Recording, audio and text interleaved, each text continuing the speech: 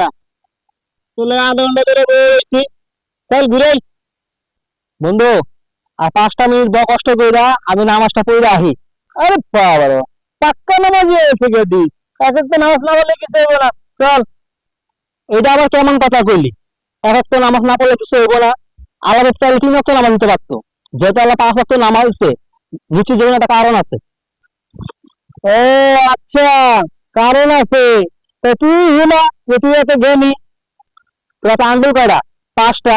মানে 2টা আঙ্গুল যদি না থাকে তো 3 আঙ্গুল যদি 5 আঙ্গুল কাম করতে পারবি আরে এবার কেমন কথা কস যে কোনো জিনিস আমি 5 আঙ্গুলে শক্ত করে ধরতে পারবো 3 আঙ্গুল দেখলে আমি শক্ত করে ধরতে পারবো ঠিক তেমনই 5 ওয়াক্ত নামাজ ইমানকে শক্ত করে ধরে রাখে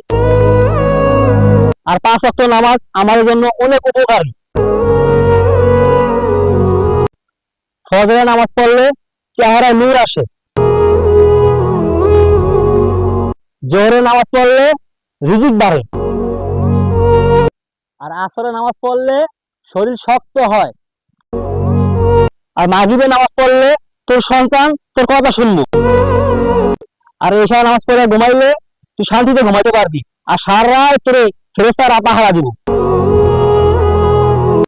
তোরা একটা চিন্তা করে দেখ 5 ওয়াক্ত নামাজ হচ্ছে দেশের চাবি কাঠি আর 5 ওয়াক্ত নামাজ আমার জন্য কত উপকারী চিন্তা করে দেখ একবার